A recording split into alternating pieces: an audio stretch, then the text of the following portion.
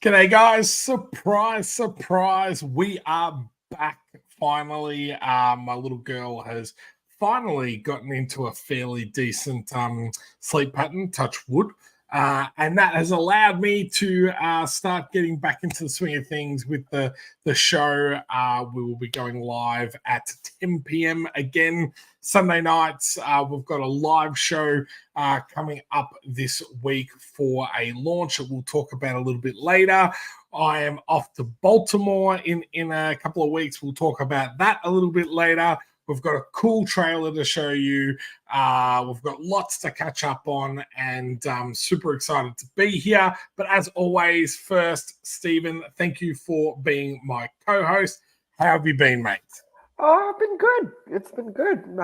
I have missed this a little bit, to be really fair. So, so I got a bit of a cough, but no, it's good to be back.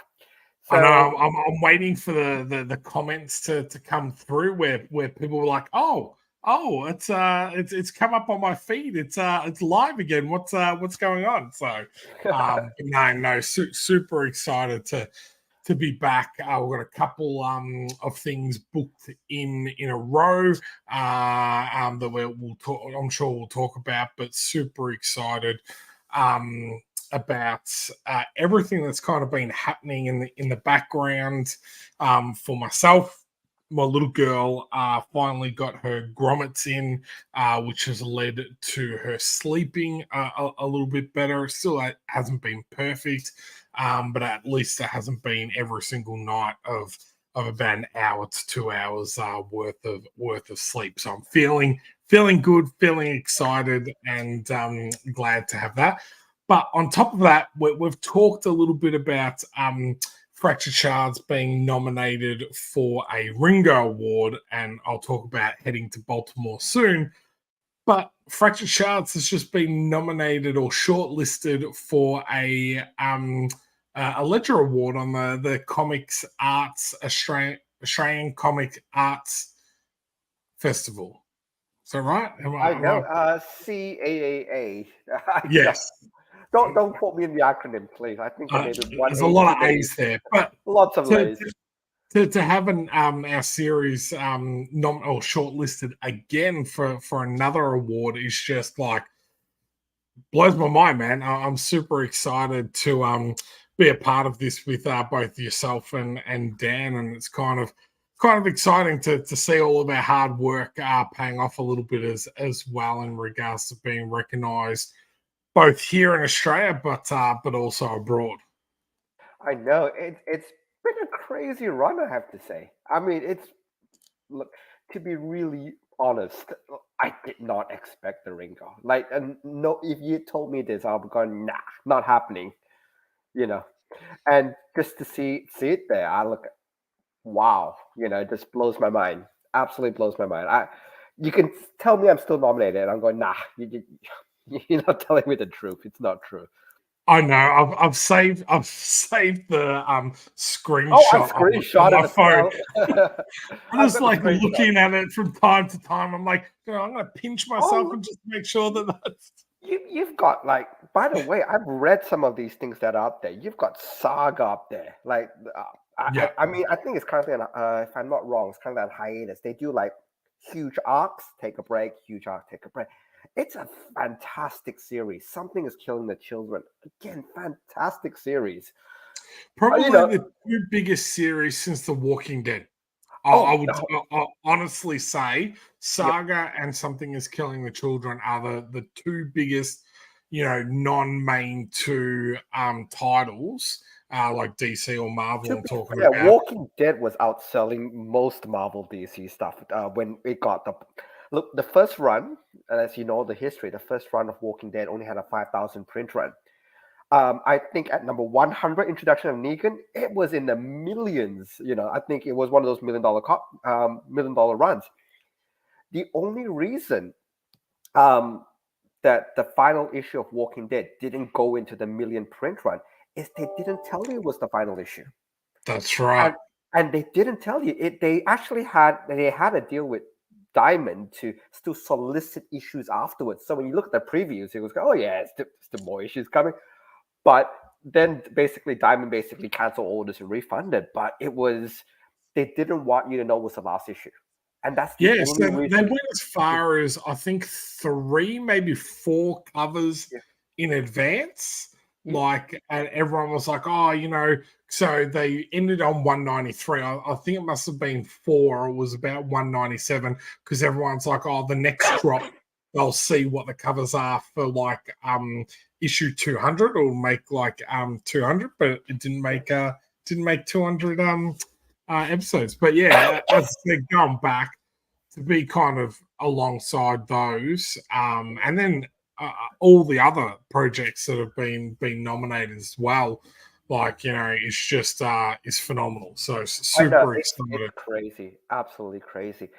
And, And look, and I haven't been to Baltimore since 2004. It was actually the first place I ever went to in the US. I actually did a summer camp in Maryland, which is the state Baltimore's in, and was probably about 20 minutes away from Baltimore on the peninsula on a summer camp. So I'm super excited to kind of get back and see how much changed in almost 20 years. I'm definitely much older and got a few more kilos on me than I did back then. But yeah, super excited. I'm actually really excited because one thing I would, and you've done this a lot more than I have. You've gone to different countries to do conventions and stuff like that. And I don't. I'm a homebody. I like to stay at home. But if we pick one convention a year, I had this chat, and I'm yet to convince the family. So take it with a grain of salt right now. But if we figure out one convention, in New York, Baltimore, or something, where we get to table and have all this fun, I could become a convention person, I think, just once a year. In Because have you seen the guest list for Baltimore? Oh my God. Oh, Oh, look, one of the things I love doing, and my little girl absolutely loved it in Oz Comic Con, and I showed it to you. I mean, not sorry, in Supernova this year. Um, I gave her a little sketchbook, and basically, I let her go up to all these different artists, and she says, "Look, I'm starting my first sketchbook, and can you do something for me, anything you like, and just write to, and I'm not going to give her name out in public, but to my daughter from whoever." And she had a absolute blast because she was going around, and most people are so nice. And you saw the sketchbook at the end of it. I think I showed it to you. Shout out to Lauren Marshall, Chewy. Everybody was like, "We love this," and you did something for my little girl. She stood there, she thanked them. It was brilliant. Imagine if I could take her little sketchbook to Baltimore. Have you seen the list? And like, if they don't have to do a sketch, if they just signed it, say to my daughter's name, sign the name. Oh man, get that book back to her. She would be. I saw that list. It yeah. was crazy. And when you talk about comic conventions, like when you see that this whole convention has, I think, 4 celebrity guests, and then every other guest, and I'm talking maybe like close to 100, are all comic book guests. I'm just like, it is like unbelievable in regards to talent. So yeah, so I'm excited to kind of walk around. There's a couple of big, again, big Star Wars fan. I love Jan Durisma. And I've never met her in person, and I was like, oh, she's going to be there. I'm like, what do I take to get signed? I have like literally, probably 100 or more of her covers. Now, the hard thing when I was looking at this is it's in alphabetical order. So when you're going down, you're like, oh my God, and that person's there. Oh my God, and that person's I there. Oh know. my God, Look and at that this person's list. there. I'm a my comic book for Marvel. I'm about 70s, 80s, 90s. That's kind of when I got into it a lot. But you got guys like Art Adams, dude. Because Michael Bendis. Just going through the list, you'd be going, you need to get him signed. Fables guy, you need to get a signature from him. As you just go through the list, basically, Jimmy, God, Yeah, French. you don't Yeah. Chris Claremont, like if you were a 70s, 80s X-Men fan, and I know you are, Chris Claremont, come on, I'm lucky I've met Chris Claremont before, but there's so many on there that like I've never like ever seen. So Jan is Ennis. that's my one. Jan, yeah. So I cannot wait. And of But course you God, got Dan Ennis, like, here. oh my God, Dan Furigel, like, Oh man. no.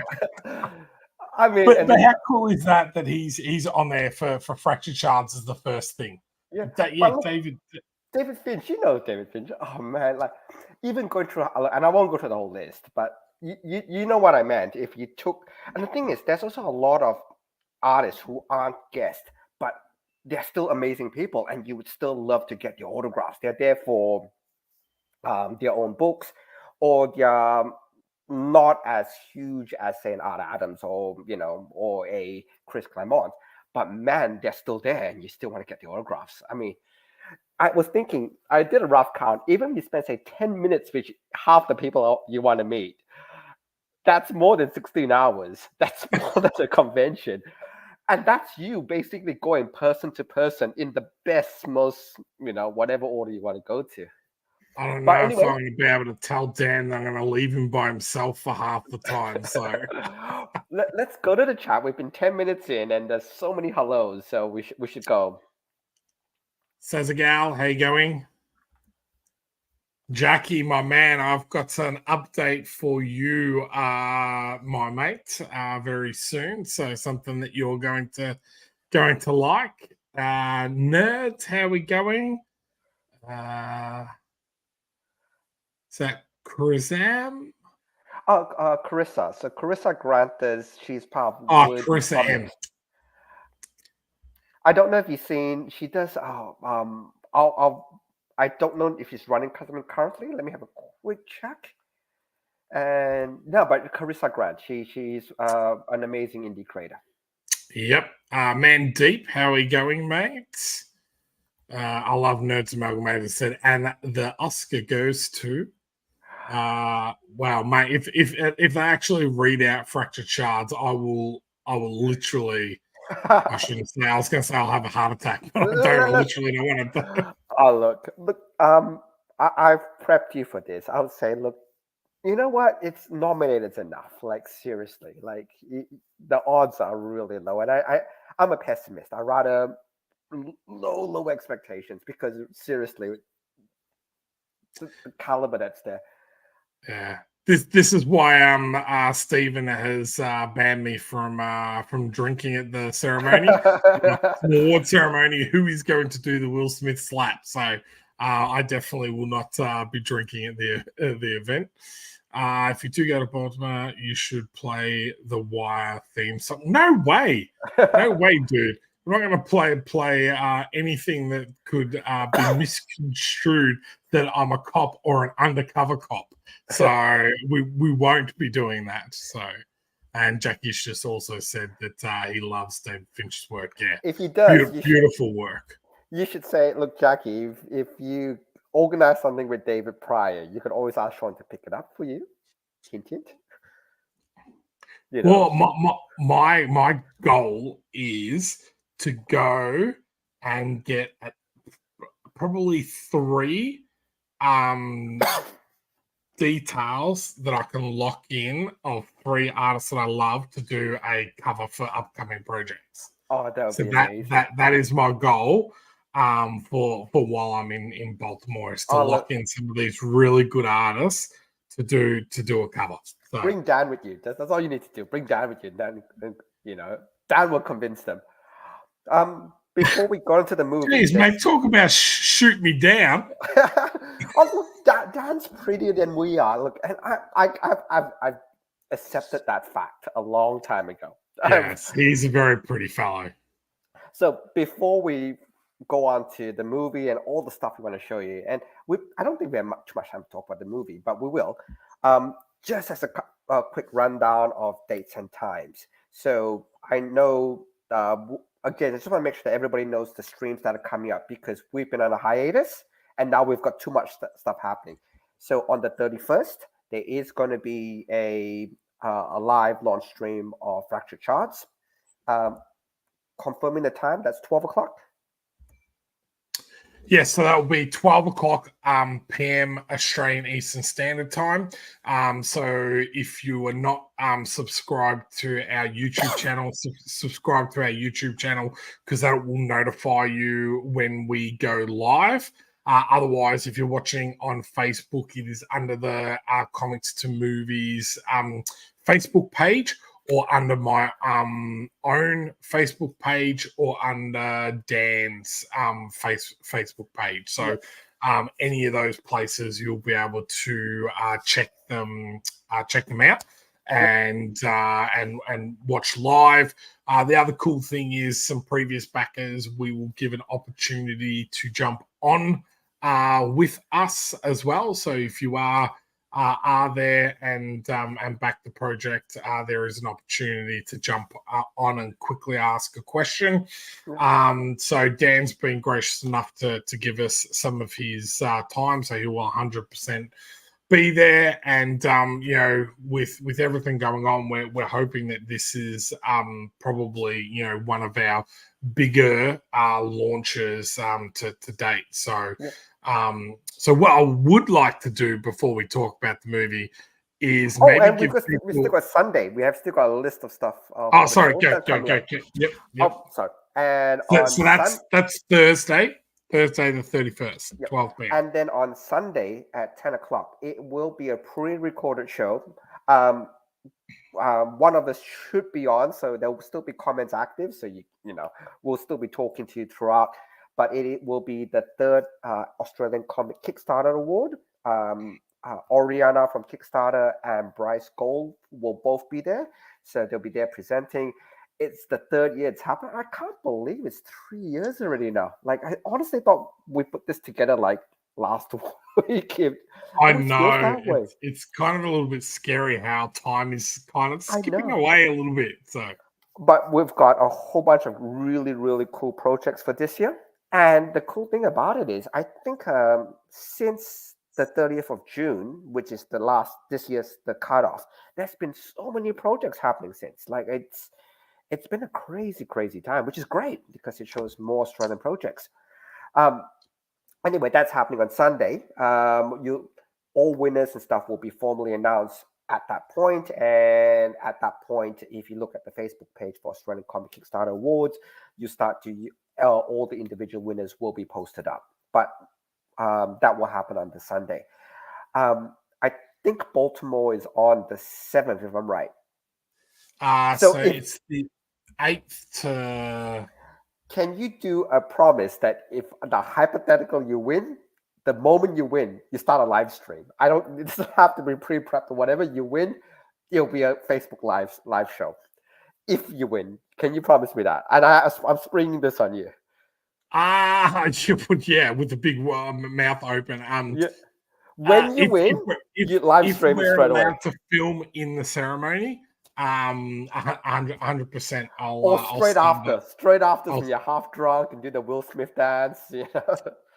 Yes, if we win, I'll definitely be having a drink. So I'll do a live stream at some stage, no matter what. But we'll also do ad hoc shorter streams throughout the event with Dan. We'll also be doing a panel on the Friday at the convention at 2 p.m.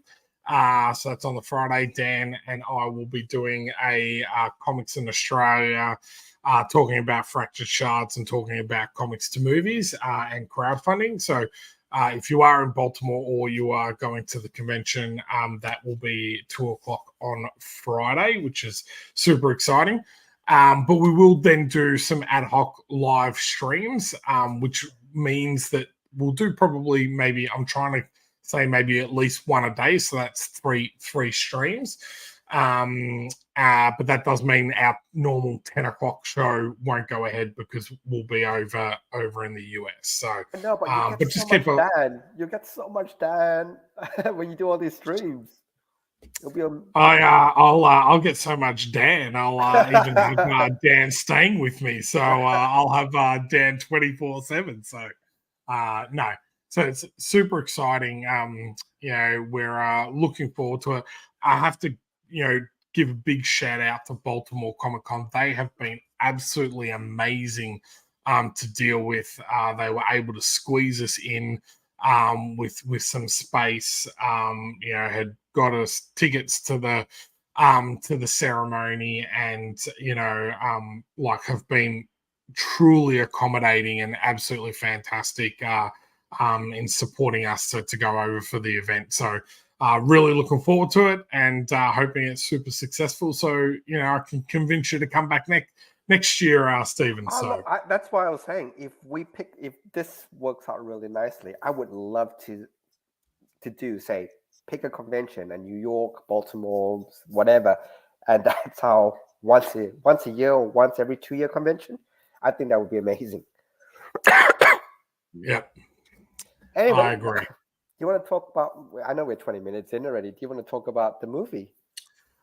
But before that, I wanted to give everyone, if you haven't seen it already, we are going to play the Fractured Shards trailer. And we're also going to pop the link in the comments. So if you haven't followed yet, to follow the campaign before we go live, so that you can support this amazing series. So here is the Fractured Shards trailer.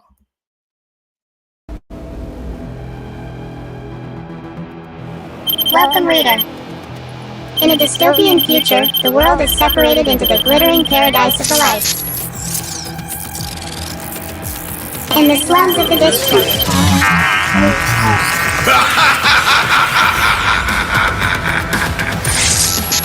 My name is Detective Sebastian Vitro from the District Major Crimes Unit, and I see things.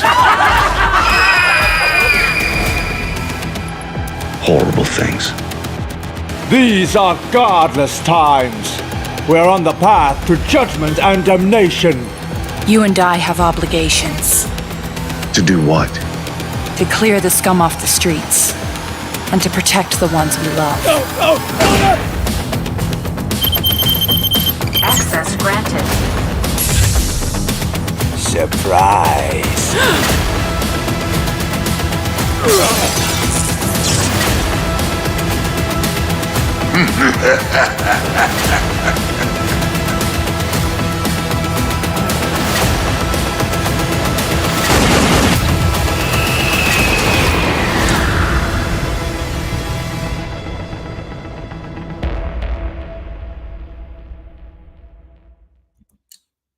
How cool is that? I know, and shout out to Nathan for an amazing job. Yeah, he is like just getting so ridiculously good at these videos. It is unbelievable. To be honest, I was blown away when he did the first trailers for us, but that one where it's like he's entering in the password and it says it's granted and then the doors open. It got me pumped. I was like, I'm super excited about the launch now and everything.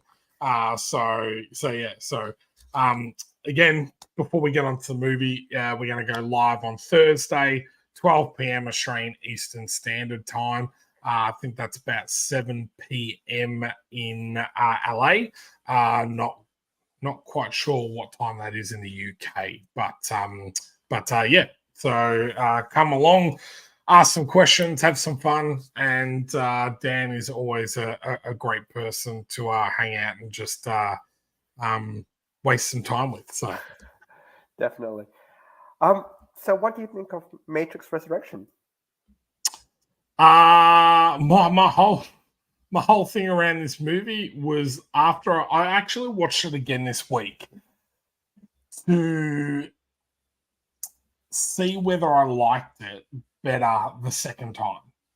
There's been a couple of movies where I've watched it the first time and just was like, that's a heap of junk. And then I've watched it the second time and I'm like, I tell you what, no, I don't mind that that was really good. One that always comes to mind is Gladiator. Really got frustrated with Phoenix, his character, and I was like, I just couldn't stand him every time he was on screen. It just really frustrated me. And at first, I was like, I didn't like the movie. But then I realized he was such a good actor that he got such a physical response out of me I was like, oh no, this is phenomenal. That did not happen with this film. I watched it again, and I had the same questions that I had when I watched it the first time, and that big one is why. Like, why? It actually does not. It does not do anything for the story. It doesn't move the story forward. It if anything, it does it does a real injustice in regards to the actors that played all of these characters originally. And now they're played by someone else, yet the person that's Neo and Trinity are both played by the same actor. Like, if it was supposed to be like a full like reboot and everything, then why are those two the only two that look the same and everyone else looks different? So I'm a big fan of the original Matrix movie, but I have to say, like, with each iteration after that, I've just been slowly more and more disappointed. And I was super excited when this first came out, and I was left feeling really underwhelmed, type of thing. So I wanted to talk about this one because I was like, fit it in a little bit with Fractured Shards and everything, but I wanted to go back and watch it again, and I was like, I probably should have just saved myself another 2 hours. You should have. Like, I've seen it twice as well. Look, I try to be on. I know this. What we do, we try on the whole to be positive, but it was really, really difficult to be positive about this because, and I'll just from a filmmaker's perspective, you're trying to play into the nostalgia a bit. So there were a lot of scene-to-scene copies in this show. Where they just swap characters.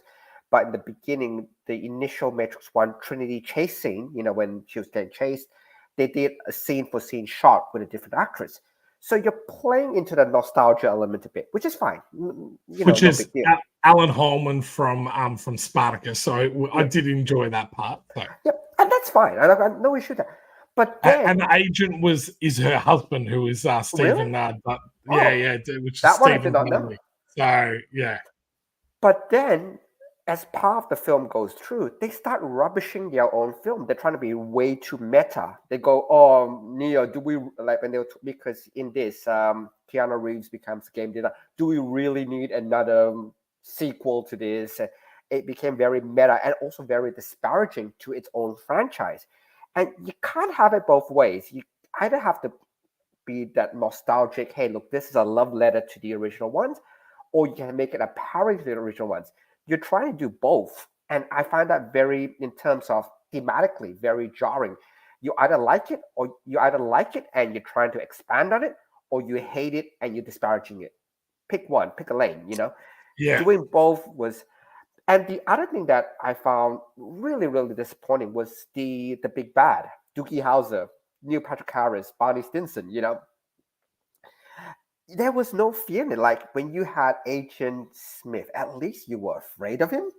The mannerism that, he was very machine, very calculating on all of that. But then you have, in this case, you've got the therapist, or I can't remember the name of the movie, but that character. And he was lovable, laughable, and all the rest of it. You could still play a therapist who's really dark, like you don't know what he's thinking. You're telling your life story, but he's just listening. You could have that very morbid feel. but he was lovable. The guy, I actually really liked him as a person and a character, but he was the big bad. So you're thinking maybe, there wasn't that fear involved. And there were so many disparate parts of the movie that just really all didn't link up. Again, you're disparaging it yourself half the time, then you play nostalgia, then you disparage it, then you play nostalgia. And having them resurrected, hence their resurrection, I thought was also a huge cop out because of the fact that, again, the movie is 2021. I'm allowed to do a bit of spoilers. They basically regrow Neo and regrow Trinity's bodies. And then you're just going, that's the best story device you could come up with. There were so many other elements. Like, if there's another element that they could have done was, and this was a really simple element to do, is that they could have these people have no physical bodies. They needed Neo and Trinity back for, the purposes of powering the Matrix and all the rest of it. But the fact that they've jumped in means the source code had a copy of their brains at a certain point. You could have them going, hey, guess what? Neo and Trinity are now agent-like, if you will. I mean, there's so many other elements you got played with, and then just go, nah, we do the simplest one. We just regrow their bodies. And See, for me, what I would have liked to have seen is all the trailers and everything the way they were in regards to making it look like it was really nostalgic and everything, and then the whole film shown from the point of view of the machines. That would have been brilliant. So actually see the reason why they had redone Kia or Neo, redone Trinity, and shown it from that perspective, rather than from him being this like guy going, I get these nightmares and everything. And then for me, being a parent, the one really big flaw that I just couldn't kind of wrap my head around was the end scene there where he's like, "Oh, come with me and leave your family behind." Like, I don't know, like too many mothers that have like a family that would go, "Oh yeah, I'm just gonna chuck this family in for this person that I don't even know, or this dream that I might have." Fake family. That point actually I really grated on me as well, because, and the thing is, I don't mind them doing that, a character doing that, but the character needs to be the villain. They can't be the bad guy. Trinity, the whole movie, was the good person, and they even subvert expectations by making Trinity the one who always powered Neo. And Neo was never the one. It was always Trinity believing in Neo. That's why he was the one. And so she was now the main character, the main star. And yet, you know what? That's not the family. And they made her the bad. It's like, I thought that, I saw that part. I was like, no. Like, at least have her see, and the thing is, to make Trinity good again, it would have been so easy. Like, maybe see the children start to flicker a little bit. They're going, wait, this isn't real. Or something that tips her off that it's not real, hence why she could leave. But there was nothing like that in the element. It was just, oh yeah, sure, why not? I've got nothing better to do. And she's the hero, and hero making horrible choices. Yes, and that's why I was like, and that's why I thought if I rewatch it again, maybe I missed something. Maybe there was those. Maybe the children did flicker a little bit, and then she saw them flickering, or something. Like, nah. But I didn't see any of that at all. But Nerds has said Neil Patrick Harris in the movie sounded like Call of Duty frat boy. He was so not scary. He had no fear with him. Sadly, only Lana made this movie. The other sister distanced herself from the project. It was even though it did say the on the credits gave both of them credit, but well, they did build it. To be fair, it's like whenever you say Batman, you always go Bill Finger and what was the other guy's name? Bob Kane and Bill Finger. It's just give credit, which is fine. But I didn't enjoy it. It's one of the other two Matrix movies from the original trilogy of the Matrix. I didn't enjoy as much as it, but you could at least see the story build, and I like that. You could see how they wanted the story to build, how it was going to end. It all really tied in thematically very, very well. You may not have liked how it ended, whatever, which I have some gaps on it, but it was still very, very well constructed. This one was, and then they did the whole joke about, this is probably just a studio exec throwing it all together. So, they were disparaging their own movie within the movie, and it was like, I couldn't stand that part of it. I really couldn't stand that part of it. Mandeep said, I also felt a sense of duty to support an Indian actress in a Hollywood movie. Didn't see that growing up, so wanted to encourage it. I have to say, which Let character me was... check Wikipedia to find out who. If you can drop the name, Mandeep, that'd be great. But I will check Wikipedia for it. And Wilson, the man, he is dropped in. How you going, Wilson? Hope you're doing good, my friend. I'll bring this one up. This Mandeep, if you can confirm whether it is this actress. Give me 1 sec. Is this the person you're talking about? Oh, perfect. Yeah, Sati. Yes. Everybody knows. We don't know anything. The chat was on. Yes. Yeah. And even with her character, I was a little bit like, I don't know. Like, I loved that scene in the original. That they've had a child, and they're trying to get her out of the system type of thing. But for her to come back, and I don't know, I just actually, and and you correct me if I'm wrong, I actually don't know what type of story they were trying to tell. And I think that's what frustrated me. At the end of it, I was like, so, is it the cycle starting again, which is what the three movies are about, where he goes, and gets to that certain point and everything, or is it a handover to new actors, to take over? The one? Or is there, because then even like the thing that frustrates me, like they even go to Zion and they're like, now we've got like, a pact with the machines, so they're not going to come after us and everything. And I was like, well, then why are you still getting people out of the Matrix then, if you've got a pact with them to, like, for me, I'm just like, it didn't make sense. I'm like, you're still going into the Matrix and you're getting people out of the Matrix, but you've got a pact with the machines, that you're got a truce. Like, I don't know. I was like, I feel like it was almost a movie that they did for the sake of doing, and I think the worst time to ever do a movie is when you're like, I tell you what, it's been 20 years. Let's do another Matrix movie. And again, it goes. Again, all my references go back to Star Wars. It's like going, we want to do 3 new movies, but not sitting down and actually working out what those 3 movies are. Just jumping in, going, okay, well, we need one out by 2019. We need one out by 2021. We need one out by 2023.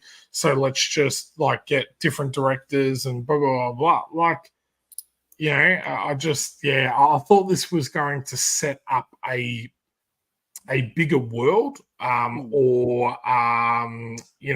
didn't mind the flip of Trinity being the hero, and I was like, okay, well, where is that going to go? No issue with that, but like you said, she doesn't act like a hero. That was the thing that bugged me more than anything else.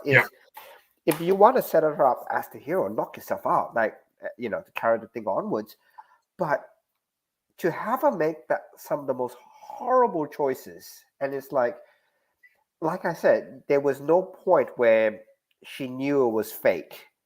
It was trust me, and then say, "Oh, but anyway." But saying that though, and this is actually from Pixar that they actually made. They actually basically said, I can't remember who the head of Pixar at the time mentioned it, was we only make sequels if we have a new story to tell that is worth telling. And I think they've done it the absolute best with Toy Story.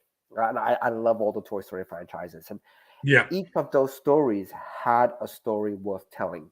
And it wasn't a story about slagging off other past Toy Stories. It wasn't a story of um, every of them. It is that self-contained. Hey, look, we are moving the story onwards, which I think And this that's one. what I was worried about 4. I was like, oh, hang on, you summed it all up in 3. And then the story they came up with 4, I was like, oh, that is so clever. So clever. Yeah. Type of thing. So yeah, I 100% agree with you. I think it's for me, that movie did more detriment to the brand of the Matrix than enhance it type of thing. So Look, I wouldn't have actually minded that if that's the other thing that I think was a missed opportunity. If they wanted, and this is where I think the story was a bit Frankenstein-y, if you will, because it could have been a really good launching pad to a whole bunch of new actors in for future Matrix movies. But you have to give them the chance to be that new actor, if you know what I mean. It felt like it's just a Trinity Neo romance story again with special effects. But if you want the new actors to step up, they have to have a bigger role in how it finishes, how it ends, how the story gets told. The ending had nothing to do with them. It was like, hey, we freed the two main characters. Now we just step back and let you guys run with it. It if you know what I mean. If you want it to be the launching pad, they had to be a bit more than that. If you know what I mean. yeah, no, They, I the final act, they weren't even there. Final act, you could just what did they do? Nothing. It was all Neo and all Trinity. So I don't know. yeah. Like you said, I didn't know what the movie wanted to do. If it was a farewell to Neo and Trinity one last time, that's a story. If you want it to be the launching pad, that's a story. If you want it to be, a criticism on the commercialism and the previous 3 Matrix movies, fine, that's another movie. It's hard to Because be all of them merged even together. where they left it, I'm like, so is that their happily ever after, or is that them like gearing up for another war, or like yeah, I don't know. The nerds had said that they were trying to do social commentary, but I was kind of like, well, I don't know what social commentary that they're doing. It was must have been pretty subtle because I didn't get any of it. But Mandy does make a good point. Do you think they adjusted the script because they shot during COVID? Movie may have suffered because of that. I don't know. It'd be interesting actually to do a little bit of research to see whether that did affect the script or the shooting or anything like that. Because I know that you know big companies like that don't want to lose money. And during that time there was already they were losing money hand over fist with a lot of projects being delayed. So that's a good question. I don't know. I'd have to do some research in regards to that one. So But the other thing that was funny, just about the COVID ones, I loved Mission Impossible, and that was shot through COVID as well. So Dead Reckoning Part One, I don't know if you've seen that one yet. That was a COVID movie, and I really really enjoyed it. which one was that? Mission Impossible: Dead Reckoning Part One. It came out this year. Oh, that's still the movies. Yeah, she's Yeah, still there. no, I haven't seen the latest one. It is a lot of fun, and it was a COVID movie, but it had all the elements of Mission Impossible. It's part Do you know one. what's do you know what's really bad? and this must be getting with my age. I must be getting old and that. There has been a few things now that I have waited until the second part comes out to watch both. Spider-Man and the Still new haven't Spider-Man seen it. movie. No, Wait, still haven't seen it. wait for part 2. It's an That's awesome cliffhanger, but wait for that's part what 2. I'm thinking. The other one that like has frustrated the hell out of me is June. Where June finished, I was like, oh, the story's starting here, and they're like, no, that's it. That you got to wait until 2024 now. I'm like, are you kidding not me? just that. The Spider-Verse one, it was 2024, but because of the strikes, we have no idea what they've basically taken that release date out of it because the script hasn't been written yet. They've got the outline. The script hasn't been written, and because of all the strikes, nobody's writing the scripts. Half the animation company has quit on the project already because of all the strikes and all the rest of it. So it was an amazing movie, but we have no idea when part 2 is coming out. Well, that's the biggest thing for me because that's what frustrates me with a lot of first seasons. I usually wait until the second season comes out to know that they're going to be renewed because there's nothing worse than getting really into a season and then it ends on a cliffhanger and then they don't make the next one. You're like, come on, seriously?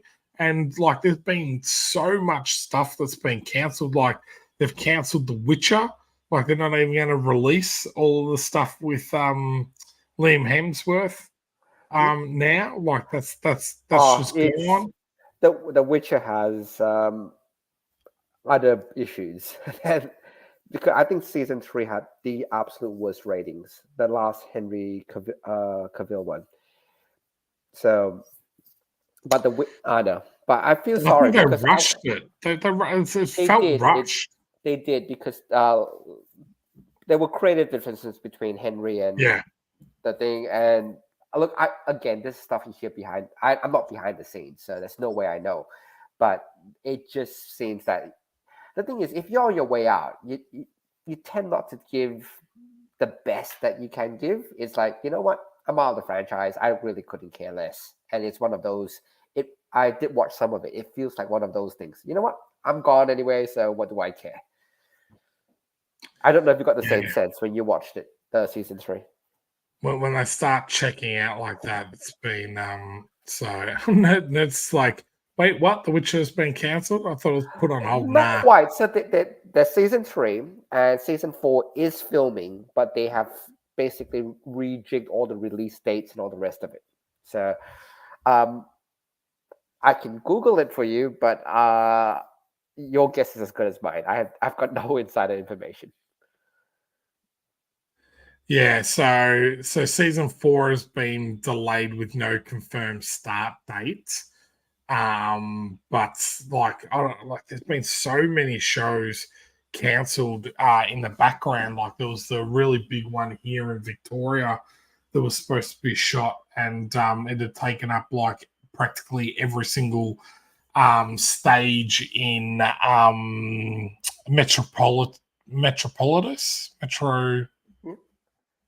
can't even think of what it's called now, but it's supposed to take up like every single platform here. Is going to create mega jobs and all that, and they've just canned it.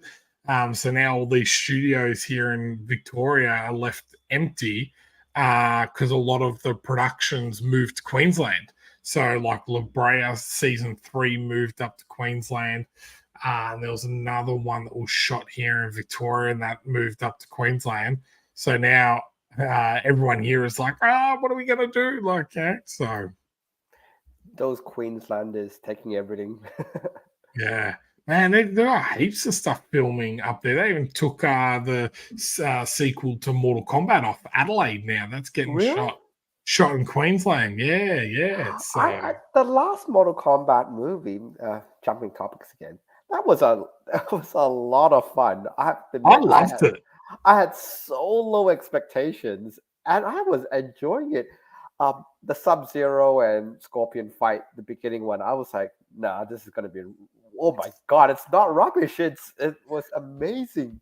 What's the Aussie guy's name that plays Kano? Oh, I can't remember his name. When he Luke, gets his laser eyes and he's like, Luke, oh my god, Luke I got a someone, laser. but he's hilarious as the character. I'm like, oh, that's great. So yeah, And look, I really enjoyed it. look, when you have low expectations and it exceeds it, I love those movies where you just go, oh no, I'll watch it, but it's gonna be horrible. It's a rubbish movie, and then suddenly it's like it was a lot of. Will it win an Oscar? No, but was it a lot of fun to watch? I also liked how, for the first time, instead of like because these type of computer game type movies, they usually try to shoe in a tournament into it. Oh, because it's a fighting movie, they try to shoot in a tournament. This one didn't bother. They go, you know what? No tournament. You just got to go and fight for what you go fight him, and we'll work the rest out later. I loved it. I thought it was. I Josh Lawson. Didn't expect to enjoy it. Thanks, Jackie. He knows everything, Jackie. Yes.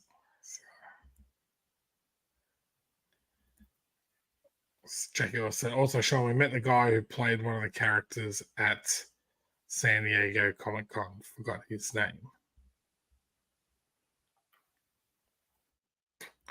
Not sure. Did you see who Jackie's profile pic? Absolutely love it. Israel Sanya. Oh wow! Is it middleweight champion? Is he classified as middleweight? Lightweight? Middleweight. Correct me, Jackie. What weight class is he? Yes, super excited about that. But I was going to say, Stephen, what we need to do is we need to put out there. If you haven't followed the Comics to Movies Facebook page, follow it, because what I want to do is start putting out polls on seeing which movie people would like to see us critique or review or whatever we actually do, just talk a lot of crap about. Yeah. I will share. We should share the link up to the Facebook page. Middleweight. I was right. Middleweight. There we go. That's doubted myself. I watched the Max Holloway Korean zombie fight this weekend. That was bloody amazing. So that's actually a really good idea. So link in the comment, or this way. Link in the comments. Look, if you want, just drop a message to the Facebook page. You could drop a post into there, but to make it easier, that's a great idea. We should start doing a poll and have just another category where people can just put whatever they like in there. That's it. We can do movies, we can do TV series, we can do comics. Start reading some comics. Just know most of our reviews are, and I'll call it, most of our reviews are pretty rubbish as well. So, but you just be listening to people talk some. I've just had a delivery from the US, and I've got Virgin variant of Mando season 2, number 1. Can you bring that back up? Because there's a comment I want to make about virgin covers, and this is the one thing I want to make. If you're going to make a virgin cover, which is fine, when you ask most artists to draw things, they usually leave space at the top for your trade dress, your logo, your Marvel,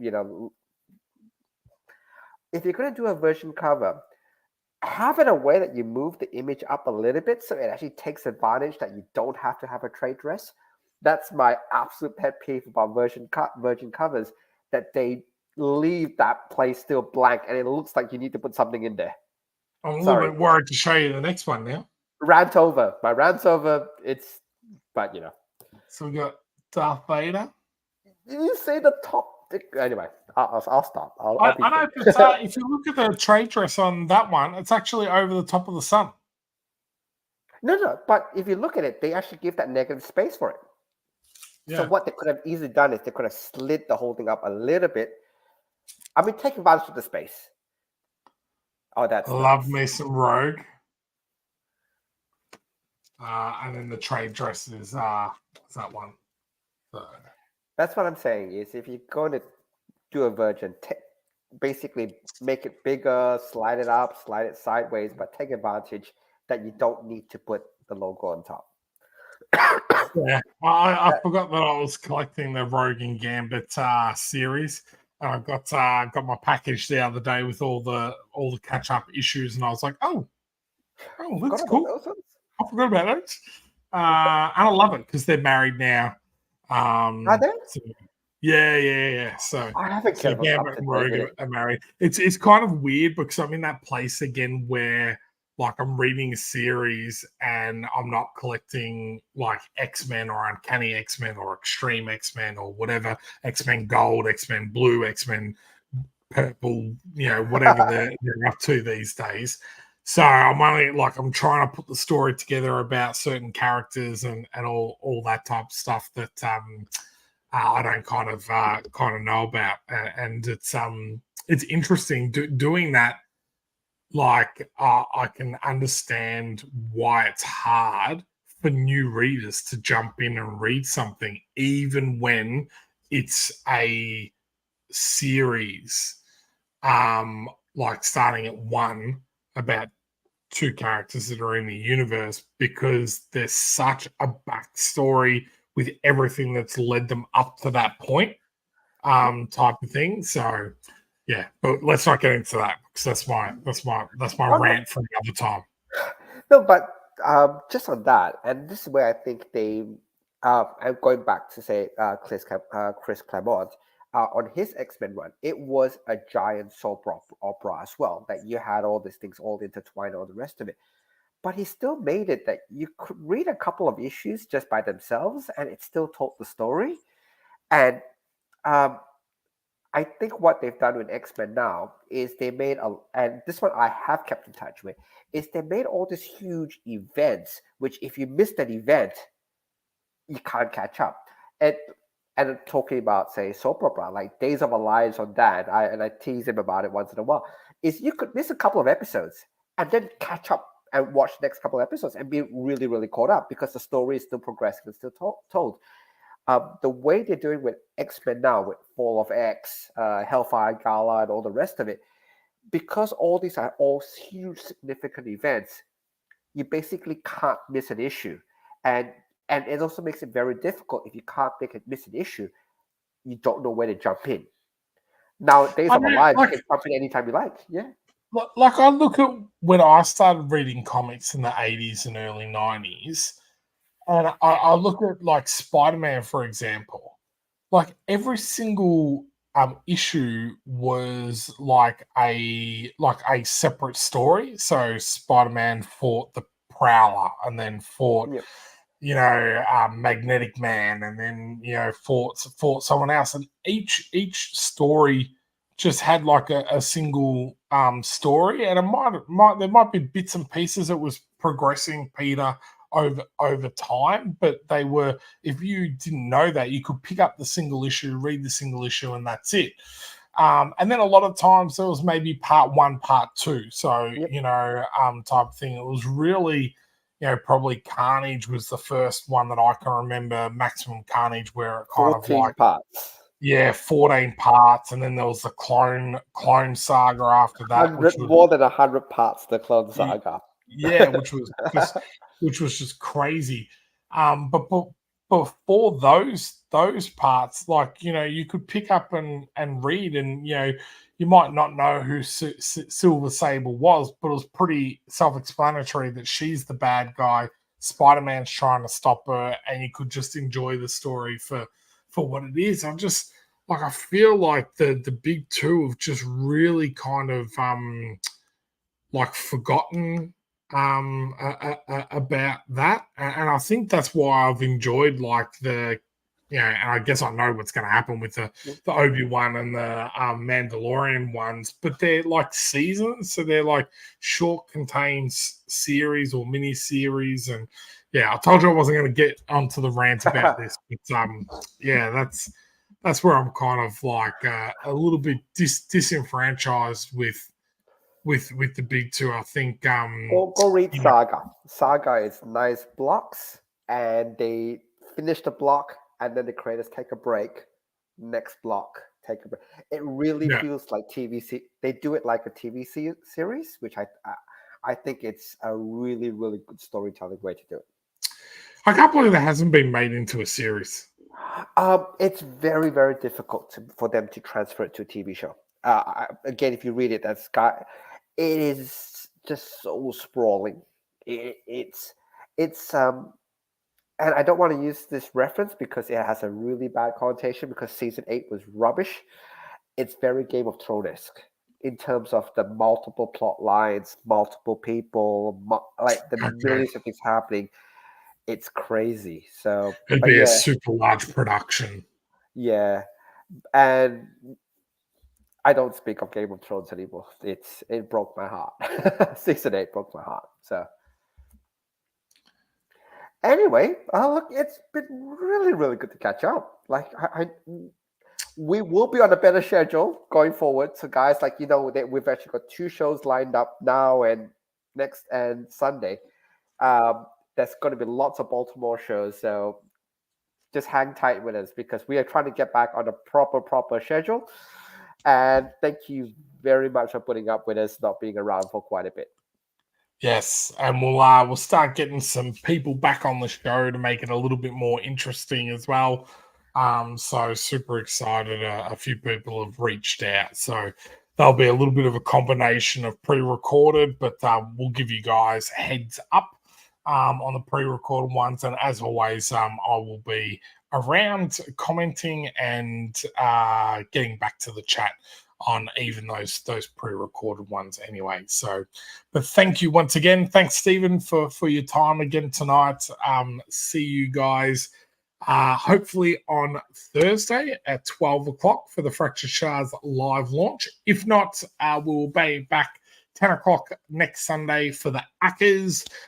Super excited. We've got a bunch of new creators that we're no going spoilers. to be... It's no spoilers. But it's Sunday. great to see some new names in the list, and super excited to have them on the show, as well as Oriana. And you spoiled the surprise that Bryce was coming on as well. So no, but that was out before we knew it. Like they've announced that one, but there'll be the formal announcement on Sunday as well. So no problem. Take care. See you guys. Have a good one, and we will catch you later.